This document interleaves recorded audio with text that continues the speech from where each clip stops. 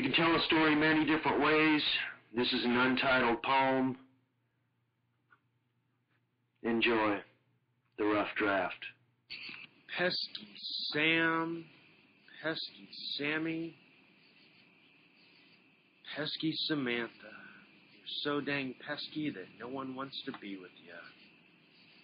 You see the root of existence as a desert of abating, and you feel that your thoughts are just the swamp drying and thickening in the middle, and you think that your heart will bloom from such, like a lily, as a lotus, but you just don't know when.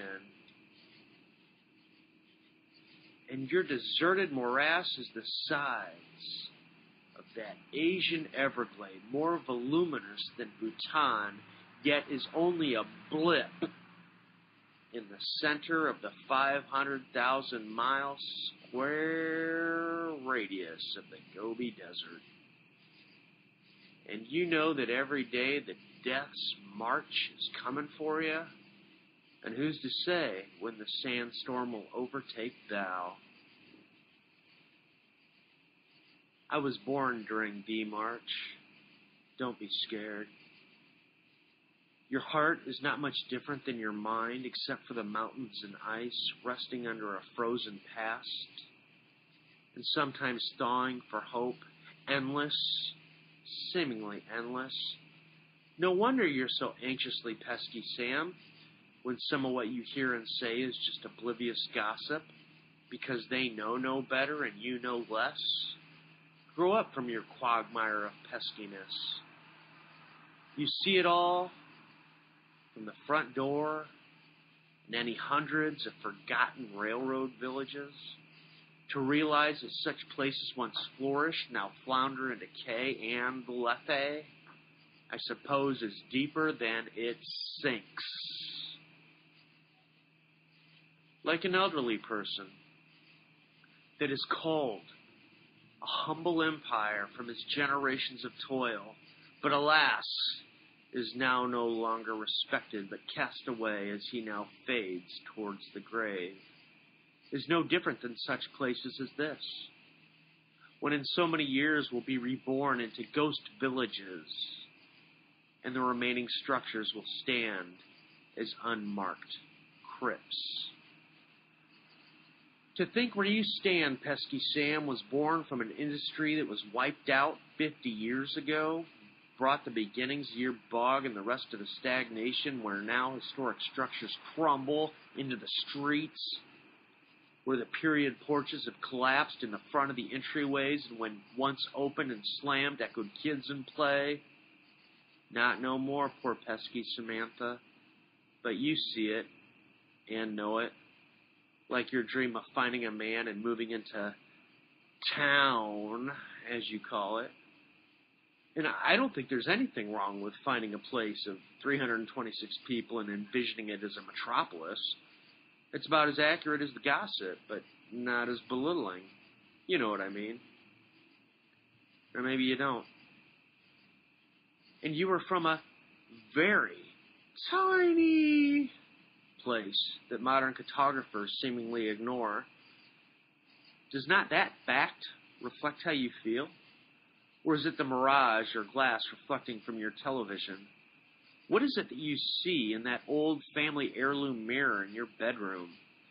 Sleep it off until the next day, when the feeling can grow to even a larger monstrosity. And at dawn, with you on your multi-cracked front porch with the ancient weathered stained flaking lead paint, you count the cars go by with every chance of escape. But you know every single person that drives by, your fellow villagers on the way to their jobs, they are always going to come back. And now it's your turn for work. You saddle up another day, walk to the stained, dingy, cold-floored diner and clock in, where your thoughts are nearly going to burst out your ears and bludgeon your mind to the point of your eyes blinking in fear, and no weight could ever save you from that current. And every day is just simply current. Same folks, same talk, same food, except for the special. She sees the life, but is blinded by the abiosis. There's really nothing special for pesky Samantha. She misses the morning chatter from the wise old farmers. She knows that only one book could surpass such. How they used to make her laugh and how they charmed her. All that is left of them is on the cemetery surface. She sees her favorite people somewhat as beautiful days. They appear with such glorious rays, abounding with the spirit of enjoyment found in a summer gust. And however the day be framed, she enjoys its must, almost as a lust. But before she knows they are gone for good by the setting, it could be months to years in this sort of settling. She rarely misses her few shallow lovers of the past that move deep. She serves their parents with smiles and wishes all well for keeps. The raindrops outside reflect her tears from years streaming down her face and into the sink. She wished them all well before she went to console her. I was left behind in the ladies' room. Don't ask me questions if you cannot handle the answers. Why do you ask me anything if you can only hear and not listen? And please don't forget to interrupt in the middle of my answer. The reason you even talk to me is out of politeness. But I assure you that courtesy here rests best in silence. Okay. She flushes those thoughts down the toilet. She tidies up. She comes back onto the floor with the allergy excuse, and it's fall and the season of sentiment, combined with the memories of abandonment, pierces her heart. So what's the use? She questions. So what's the use? She thinks. So what is the use? She hears the oak leaves hammering into the murky plated glass window. It's like every single thought in this moment, you know. She thinks that if she were at home, she'd enjoy this storm, the sound of the rain. Anyway, battering her rusting metal roof away. And then just dream. Dream into the unknown. Ding! Johnson's platters.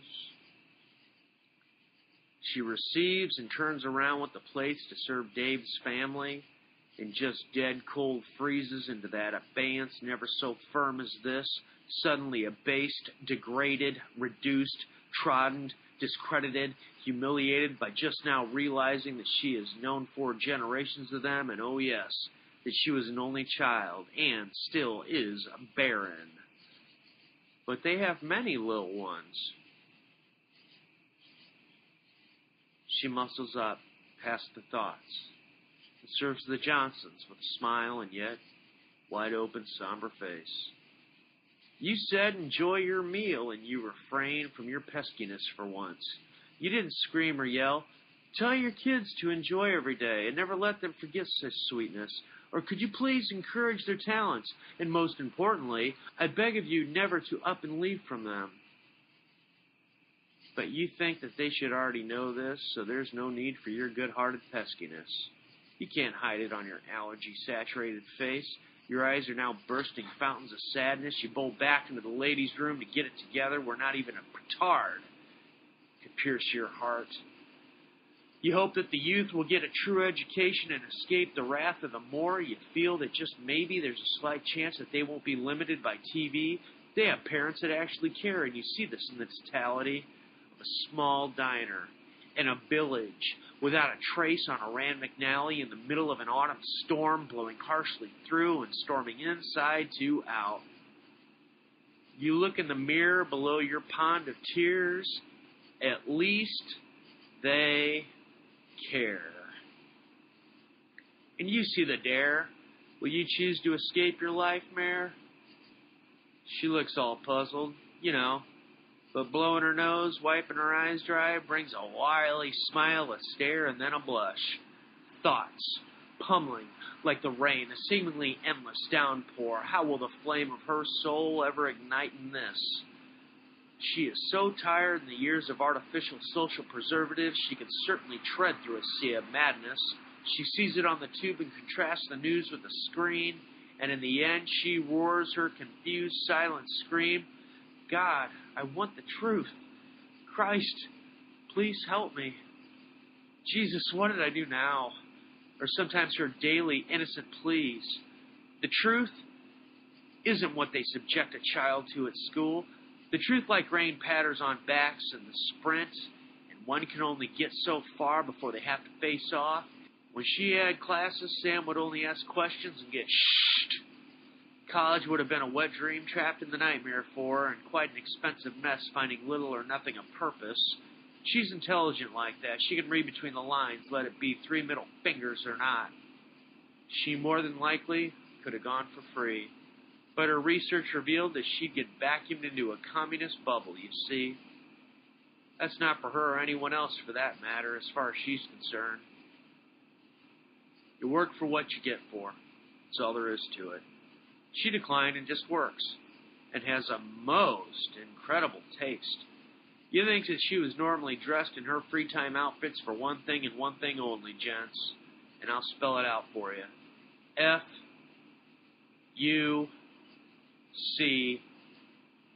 you got it. U-S. Yes. Seaweed. She's smoking hot like that. You got it? She doesn't care what you or I think. And she wears no artificial facial wear either. You just gotta adore a lady so hardcore. You know what I mean, or maybe you don't. Not my fault. So there was nothing special for pesky Sam, though she is to me. But still, she's so dang pesky, and the answer is only for her to see, which perhaps what follows is to be. If she ever realized that a backpack equals freedom, escape, pleasure, then she would hike to the next forgotten shamble, picnic in the community park, and at the onset of sunset, stealth camp, where even the prairie grass, knoll, stream, and trees are still unnoticed by the whole entire wide world. She'd venture into town, not to find a man, but to get provisions and do it all over again. The unknown dreams would become real as the rain pattered on her one-lady tent. And pesky Sam would now be Esky Sam for her great escape. And life itself would be her only utility bill with absolutely no rent. Maybe Samantha would continue down the Skeleton, the Burlington, or Rock Island line, cross over the creeks on the rusty, decaying bridges, with so much air and distance between each step, with one wrong move or slip would be a fall to the end. But with victory, Sky Sam is grown. She hitches down to Kentucky. Kai Sam has a plan. Samantha crosses the Ohio, hits the American Discovery Trail. Y Sam, or more fittingly, Y, in parentheses not, Sam is now known as her trail name.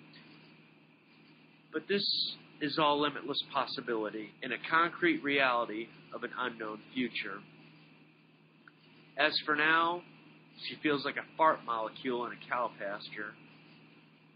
She's so hurt beyond her peskiness, and she's not advertising. She sometimes goes to church if she can get out of work in time and make it to confession, then Mass. The priest has warned her that she is a screw. She replies, perhaps better than a screw-up. His smile can be heard past the screen. Absolution. She ventured to a foreign village one night. Met a man smoking a cig outside of a door. What's shaking, he asked. Obviously time and my fine behind, she recourses. He gasped a look of surprise, bellowed to her hilarity. He opened the door, and in they went with hours of laughter and libations that followed. Before they knew it, the place had closed and the sun was on rose. She knew better than to drive. Her father died while DUI when she was in her second year of grade school. More people than not claimed it was a suicide. Her dad was known as the village loser. As many here and elsewhere before and after his death. Though he was intelligent and held a good job, and even when the strike came, had the wisdom to become a trapper, just to provide for his family. he was still always labeled. He had a beautiful wife and a most energetic child.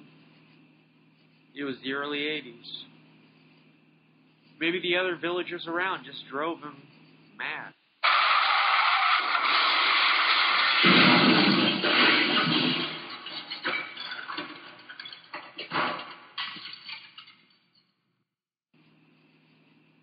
With his end, intentional or not, he was certainly a Moby master of self-destruction. Yet I don't think it's right to label anyone a loser. Sam was a hereditary loser of her land. Everyone expected her to fail from that day forth. Instead of dealing with anything, her mom more or less abandoned her except for the meager necessities, material must-haves anyway. The widow sedated herself with drugs and countless boyfriends, and not much after her daughter's high school graduation was pronounced dead. Through those years, Sam was too unique to make many friends, and labeled by the conforming trenders that were just bland potatoes for the world to devour, and such a place is becoming emaciated from such a diet of dimwits. So at his house they arrive and they pick up where they left off, but with homemade red wine and a full voluptuous sunrise. Sitting outside of an upstairs window looking onto and then over everything in sight and enjoying what seemed like endless time together, the warmth of the engagement was well more than what could have ever been expected. There was not a single second that they did not grow into each other, amassed so deeply into each other's souls that everything about them seemed almost as one. They were so free together, and the merriment gushed forth more than any flood in recent history. Finally tired, they retire into a very dark, snug room. He gives her his only but a most comfortable bed. He takes the hard wood floor in more ways than one. After some darkness and silence, she says that it's all right for him to come up. He arises next to her, places his naked body right beside. Silence follows. The void of sound is desecrated when he asks, "Hey, have you ever orgasmed from oral sex?" She immediately responds, "Yeah," like in the meaning of "no doy." Cool. Mr. Oddball falls silent after that intellectual brainiac response, then asleep. She wonders what is wrong with the freak. He might have heard it in her blinking eyes. His eyes open in the darkness 2 hours later. He has a vast fortune to be had in front of him. There is a ray penetrating the sheet over his window, and the light beam creates this refraction upon her face. His massive wage is an hour away, but he looks to his side, sees her resting so peacefully. Being with her existence is more valuable than anything that he can imagine at this point in his seemingly purposeless life. He lay next to her, watching her every single breath within her deep, cozy slumber for hours until she awakes. She declines breakfast, and then she exclaims small talk as he escorts her all the way down to her vehicle. And they never see each other ever again. I guess in this room, as she flushes the toilet, is where she realized that the freak actually loved her. If he did not cherish who she was, her entire being, mentally, physically, and spiritually, then he would have had his breath, covers, mattress, and room stained for quite a longest time with Samantha's sexual bouquet. But that was not the case. She has recently discovered that true love is ultimately sacrifice. She washes her hands. She sometimes wonders if she will ever find his number that she threw away. He was not lying or trying to flatter when he said that it was the best night of his life. She now gets it, and he will always have that without her. Such is the afterburnings of what if and regret. She wipes her paws dry. She ventures out of the ladies' room at the sound of a bell. She is on her game, serves the food, hits the cups with refills, clears the tables. That includes collecting a few tips, sets tables, seats some more folks in between. She takes some orders, and with each a smile, and sometimes small banter, and delivers the tickets to the serving window. Sam gets a 15-minute break at 10:30 while the floor is empty of all but cup-a-joe drinkers. The lunch crowd will be in for the kill come a half hour or so. She rolls a smoke. Though she doesn't smoke often, some days just need a fix. Her thoughts at times like these become cumbersome at a very heavy-weighted speed. Like in the shape of an auctioneer rattling off his debris.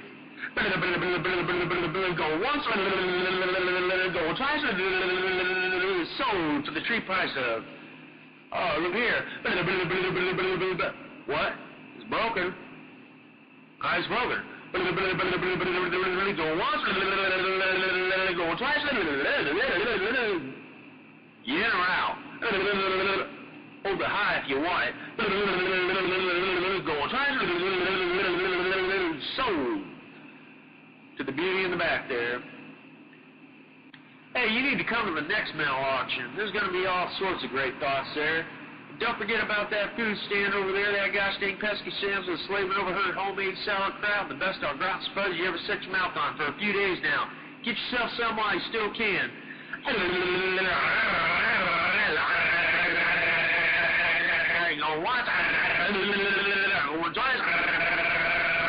Sold. Yes, Samantha also cooks and serves for an auctioneer on sparse occasion, whenever there's an auction. He treats her like his own. Her dad was his best friend 30-some years ago. He's sort of a godparent. Well, is without the entitlement. He normally has a fascinating lost tale to speak of and is generous with her pay.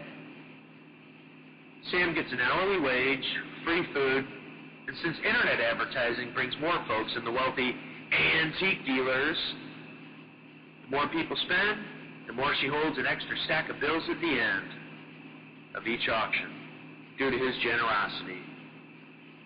He knows that she's saving for something, but neither know for what. Her serving job at the diner is a tight gig as well. She's known the owners for her entire life, and the couple, her. They know that if she's having a quite seriously pesky day, that they can put her in the kitchen, and they can be the socias. Sam can throw down with the best in the surrounding counties, and she can hold her own no matter how slammed they get. Her employers adore her, and she reciprocates such to them with her work ethic. She aims to be the best at whatever she does, and is pretty much indispensable. You might be wondering, what does a seriously pesky day mean? Well, that means, for example, Sam is serving the dinner crowd on Senior Citizens Night, and in the door come 4 ladies that graduated from her class. There's a reunion tonight. They always look down on her because she would never conform to their disgusting ways and cheap, hollow social status. She makes it a point to ignore them. Meanwhile, they constantly belittle her with sly, condescending, degrading remarks. Loser! There's a real winner! Did your parents ever inform you of a thing called makeup? Oh, how was Miss Prissy? She ignores them and stays busy, refilling glasses and serving everyone else.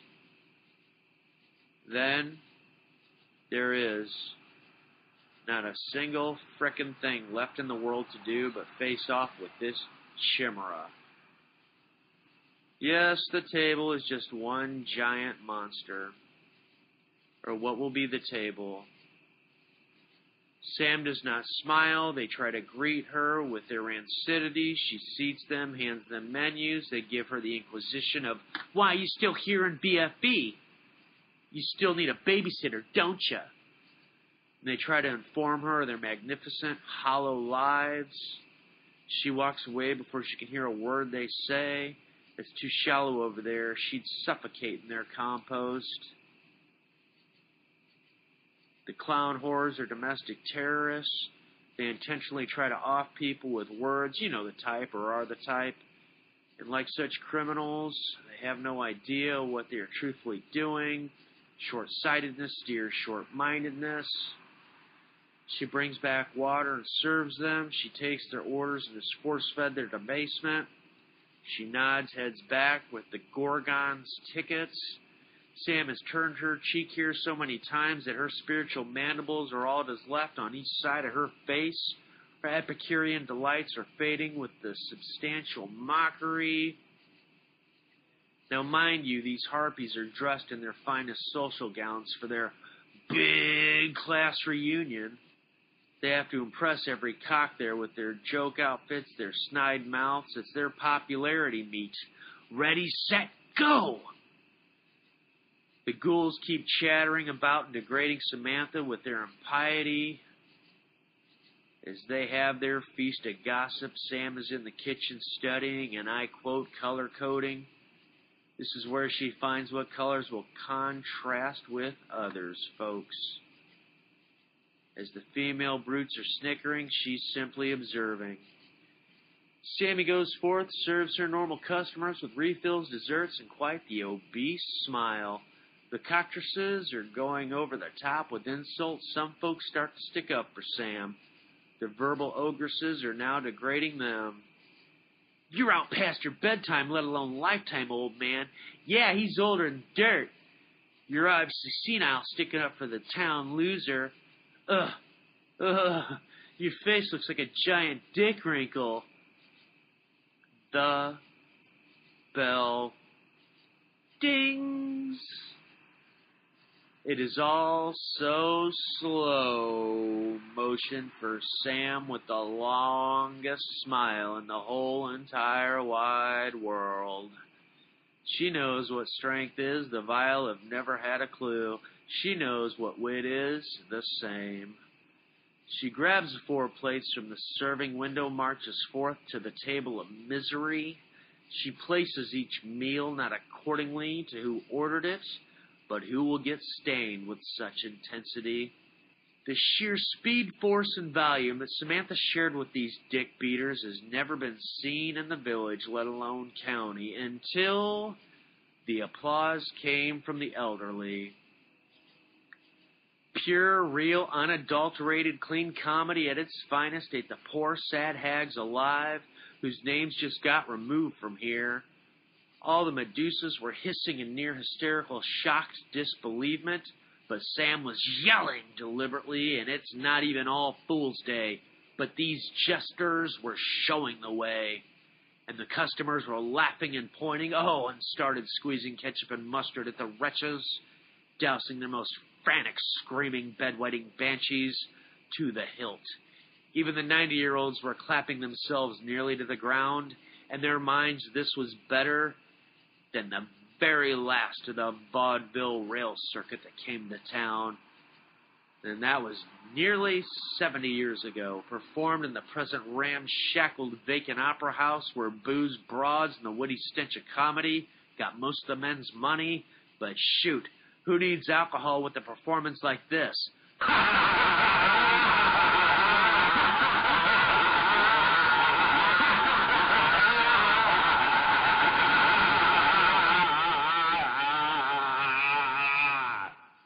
The owners were not impressed, but absolutely had to smile at each regular customer that gave them eye contact. You know kind of how parents smile at their kids subtly disgracing them in public, but can't do anything about it for they'd look more childish or like a villain.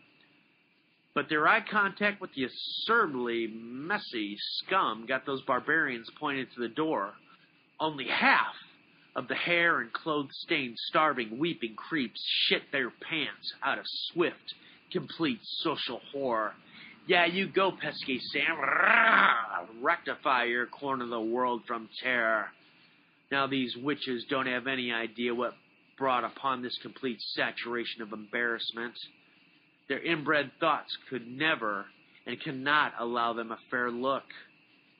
They are in disbelief with faces redder than the lines of Heinz on their neck and foreheads. Ketchup is not that red. and tears garnish the food on their clothes as they get more popularity than they ever could have imagined. They will get even more if they go to the dance, and they know this. Like any terrorists, these punks were nothing short of moving rude humans composting in hatred and cowardness. Would just come short of devouring them if it got physical. Her hands are of a totally working person's, calloused. Her body is toned and strong with all that energy. Her attitude is all or nothing, and she would have them all, by golly, and every one of those spent fuckholes knew it. Not to mention these cowards read the writing on the wall when they saw that she was not alone but supported by everyone else in the room.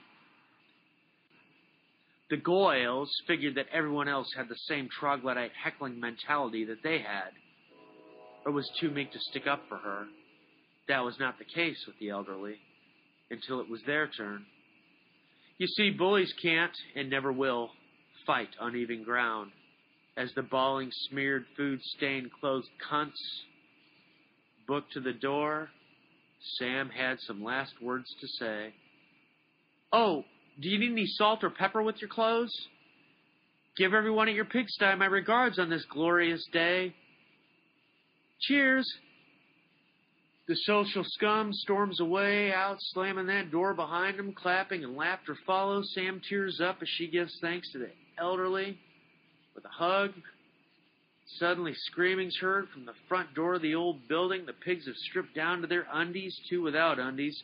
"No ketchup and mustard or poop in the car, please." Sam bursts out the door. "Don't forget your seatbelts, buttholes!"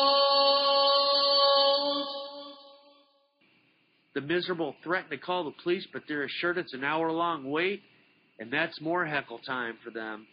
Toodaloo, overgrown high schoolers, they can't handle it. Toodaloo. Sam sits down at the bench below the window, has a cig. She watches them drive off to who knows where. There are 4 piles of clothes smothered in condiments and shit. Oh, the views from a bench. So this is why Sam is sometimes removed to cook now. There have been a few other instances, like the time she quit smoking cold turkey and in that time extinguished a man's cigarette on his you-know-what for deliberately blowing smoke in her face, then sexually harassing her. She grabbed the dude into the pants at the sack, and her hand became an instant nut cracker, snatched the smoke out of his mouth as the pull sent him into an immediate paralysis onto the ground. From that point, his dong was vulnerable. Unzipped. That incident happened out of the front bench here during a break. Talk about public embarrassment for a disrespectful trucker.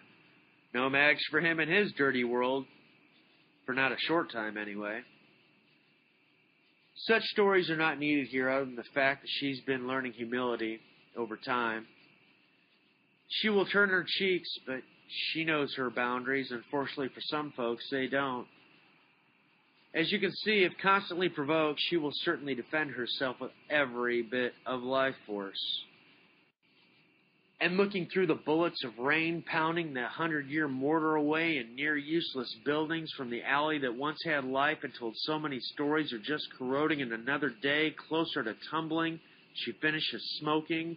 The months have faded like the years had, and lives turned to under, crippling as it must seem to realize it is life here or there, in those buildings, or inside here, or outside here. Now to slow down, like an unmarked graveyard. It reminds her of how some weeks she goes to God's acre to visit what's left of her mother, normally at the edge of night, when the receding colors stand out as most bright, tumbling down the skyline by the second, just like memories. They were about as close as Alpha in the constellation Eridanus is to Earth. Still, she cares, and her flowers and prayers say so. She says separate prayers for her dad next to Mom. She still has hope that her dad was a trooper. He just died driving too quick around the corner and into the bridge. She feels her dad would not have left her, alive or dead, if he had a choice. She will find the truth, sooner than later. And every night she goes home to no akushla, but she has an organic garden, just as good, if not better, in her mind. Unless if the man was better at gardening than she is, then I suppose it'd be a tie in her mind. She does miss being held next to a warm body. But she wants one that would sacrifice anything for her. You know, true love. I suppose that's what most women want for an ideal. And not some man whore that spends his time in lust, booze, and more selfishness. Small-minded community where she's at, folks. Cowboy boots spell drunken moron for her. But cowboy boots with spurs and a mohawk on top of the head and a long ponytail in the back is quite well, you know. It's the uniqueness that attracts her in passing. The conformity is seriously just idiocy. She sometimes wonders what is wrong with herself. She goes to work, church, and the library. Other than that, she's just a hermit. She's solitary. The library is her social gown, if you want to call it that. Books, research, internet is all there. She has an email, but no fake book. It's like her second home. She's convinced that she will meet her man at Mass or at the library. Back to work to escape the reveries and drudgery. As 2 o'clock approaches, she's let loose for a couple of hours to return to her dinner shift. Anyone in the village that is not an elder does not like her because of rumor. She feels trapped for this reason. All of her favorite things keep dying, and the tumult keeps building as the history keeps disappearing. She wonders if she will be next. What will her life be reduced to? The village is like an old friend losing their mind, someone that carried you through but is lost to all reason now. So once very able, successful, helpless, and floundering in confusion, may God help them all. The frustration is like a bubonic outbreak, and it spreads and infects more every day. It is as if the friend is no longer there other than physical essence. Through careful study, piety, and action, innocent laughter is the sole remedy to the insanity. It is so intense to sacrifice the time leading to nowhere, love. So she thinks. Am I to sacrifice to nothing for nothing if I stay? In less than 10 years, those I care for will have gone away, for good or hopefully for better. If I stay for no reason, what have I loved?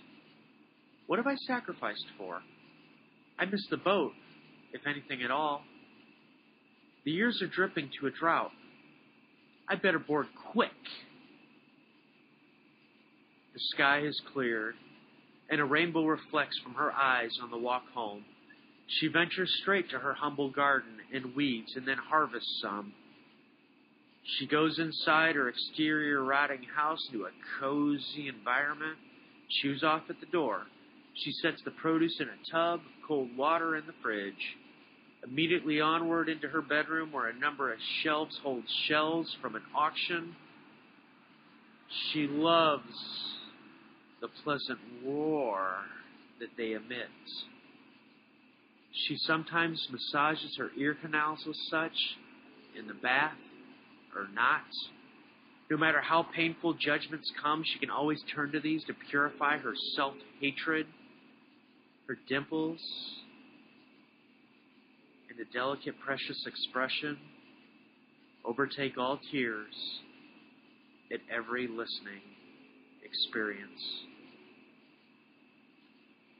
In a closet, she tugs out a large, heavy box. In it is what she kept of her dad's belongings. She pulls out an external frame backpack.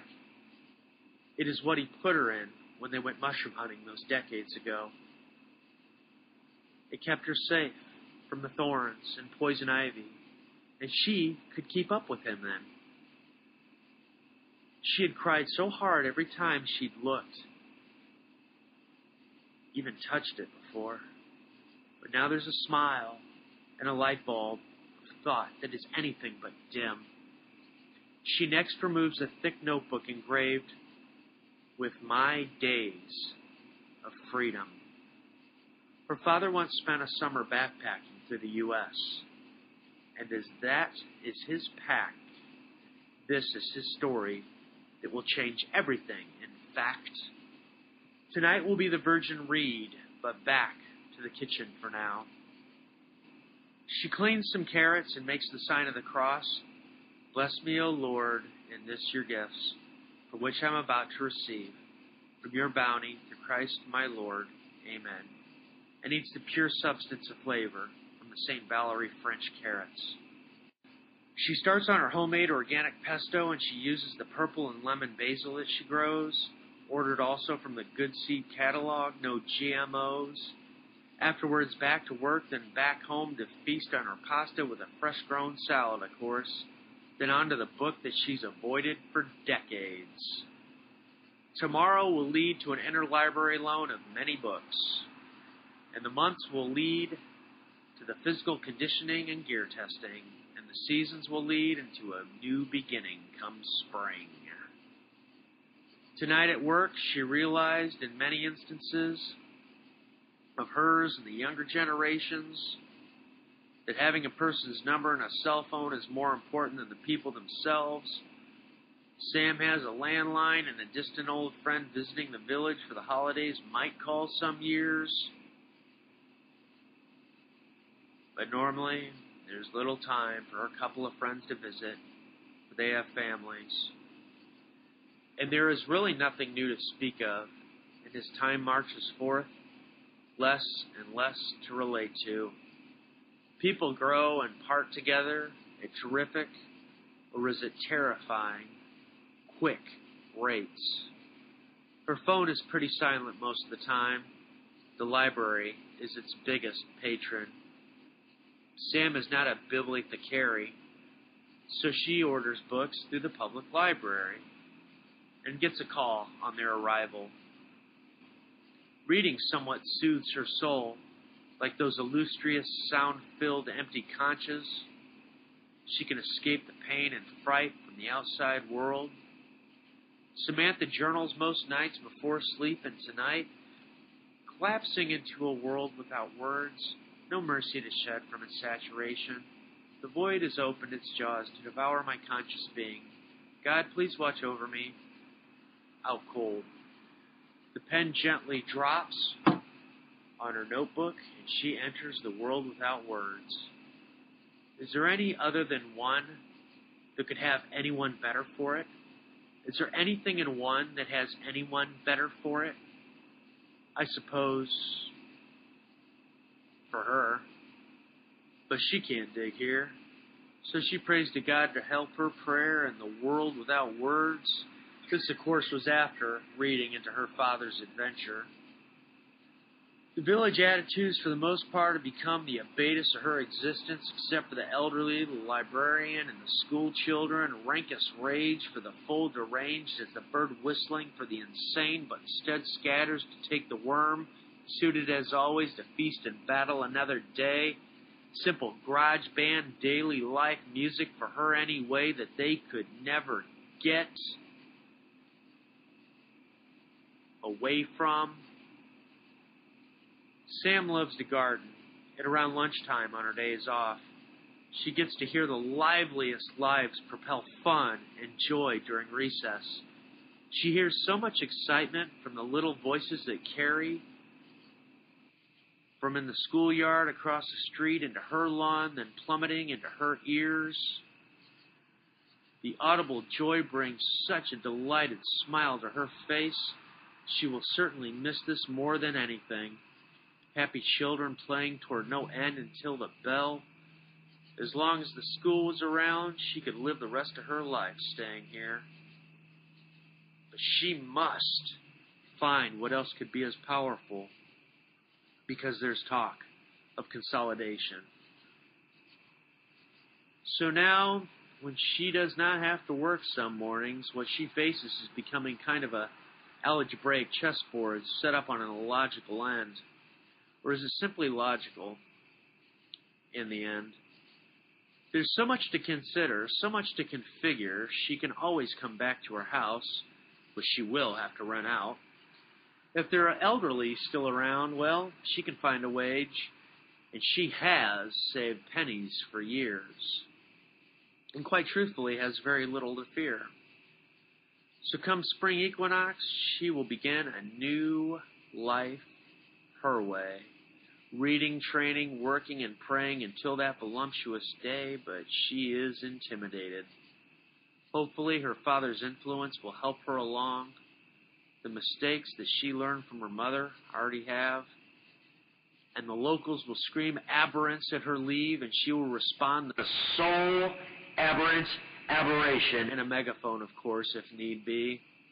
They cannot handle her abigenesis at all, but they must realize that she is the Abishal of her existence. They keep their objection as she keeps her beating senses, pouring forth realizations unknown to her mental complexion, and again, every day she's away, she bathes, basks in the glory of being, as well as the purity of being away. The sense of timelessness has finally come, and not that she would know, but without a tab of LSD, but pure and naturally. Those judging her state of life now could never understand. If she were to disappear even before this, there would not have been even a mention in the so-called agony column. There's no more anguish wherever she treks. What will come is not to say that Sam is not still thirsting for true love, but so be it, without or amen with. For her pool of desperation vanished by an absolute rule of thumb to now live each day as her last. She's content making love to that, as thoroughly as possibly enough. The effectual was severed. She bathes in such. Every day has its ups and downs, but each has a climax, sometimes multiple. And she does not like to sleep as much anymore. Just another necessary barrier to the next pure experience. Why she was so depressed is beyond her now. Why she thought of suicide every day for decades vanished, just like her from that dying village. And that old railroad Apollyon will stay the same or just get worse. She had to abandon Abaddon from her soul, and her yield without restraint as to her feelings is defined as a Kierkegaardian paradox, as Abaddon abdicates, cease, desert, discontinue, relinquish, vacate no more. She knew that the lifeboat must be dropped from the Pequod before it was swallowed down in Mr. Jones' locker as well, and at worst, in her day and age, is dropped off the coast of Morris Jessup. Though daunting, it can be done, and with it much easier. Way much easier, since she doesn't wear makeup. She is a bah by all those left behind. Sure, everything included here will eventually be destroyed in time, but the village will not be her endemic. And this entire time, her short life expectancy of 79 years has been abnegated from this purity of what could have been nearly half of her days, but at least now she has no more epilepsia, and freedom as her ambulance. She appreciates living in the fields, hills, mountains, and forests in the land of the free. So she chose a different direction, all because of a poem without a name. She knows what is to become of her is still nothing, but in the end will become closer to something. Monotony and rotting are no longer a way of life. When nobody understands how I feel was a living lie, is now living in her eyes as striving to be the arbiter of elegance and excellence, and to define autonomy and metaphysics, yet not to be comprehended in the modern world. The end of the beginning. There will no longer be Vasya to her body, as much historical sabotage to her sights. And she will become the gorgeous, most blessed structure of absolute true freedom, to have bloomed from a near-choking rose in a weed patch and now walking the earth is, to say the least, of true rags to riches here or there. She will no longer be abbreviated. Do you understand? Do you? She knows that she should never. She knows that she should have abdicated to this at sweeter 17, perhaps an absidarian to it right now, but completely true to the meaning. Her accrescence has finally begun. For example, the miles of barrenness that she drove next to for years is so loaded with life in her training hikes. She was so dead to the micro-universe, teeming with so much energy and beauty, like sudden bursts of heat lightning on an autumn night, or the days where the hives of bees zoom in and out of the prairie grass, latching onto flowers and rustling for what they can, is a mere reflection of her soon-to-be simple, subtle life in the future now. Like she enjoys every fresh breath, she cleaves to every next step in her raw freedom. Like love, she knows that every moment can come to a sudden end, except for that which is true. And like that, she does not know if she will ever find an end to her path, her road, her quest. Once she finally sets sail on that fine bounty of spring, as winter is now fading, she's like a new solid structure just built smack dab in the historical district. Talk about pesky and never so unwanted, an eyesore for the dinosaurs, an appetizer for their main course. The years have been tiresome enough for all. Let it go. Just let it go. Or maybe you should just let go and leave her be. There's no reason to grasp anything else than what in reality matters most. You learn such when you're stripped of everything. It comes out of the woodwork like a phantom when there is nil left over, and you realize how much more really there is that weighs nothing but in the heart, mind, and soul. Envy, gossip, lip service, lies, apathy, greed have no place to stay. This isn't for everybody. Did you hear that? Or are you listening? Can you listen to her thought beat? Her heart beat? When she hikes into the last of the cold, blistering nights, she radiates adolescence under the moonlight. She hears and feels a howling wind that would scare even some of the bravest back to their fair quarters. The ice is blinding her sight to the inches. She smiles with, "That's all you got for me, isn't it? That's all you got, nature?" But she knows that there's only one thing left to face by the time she finishes her memoirs of being free. And she can't wait. And come spring, the sun rises with all those chirping birds. It's almost like those tiny kids in their happy course of those giant shells on those shelves. She found what she was looking for every single day. All naturally, all the time. And by summer, there will be night hikes. And she will not fall asleep until after the lightning bugs have hit their slumber. She can soon follow and rest into a full, vivid winged symphony. So, Sam, when you decompress your peskiness through your travels, write me and find this fellow of friendliness. Dust. P.O. Box 5883, Peoria, Illinois, 61601. Yeah, I'm that cool to where I get mail with just my trail name and pen name on it. But you need to know that you will fall in love with me, because I will love you as much as love is. And that's all there is to it. And that is that. Don't be shy, just continue to be real, all the way. I admit that my dream is to take you on a one-way cruise to Europe and backpack several months with you, my dear. So please write me, Samantha. Please. What? Your name's not Sam? Whoops.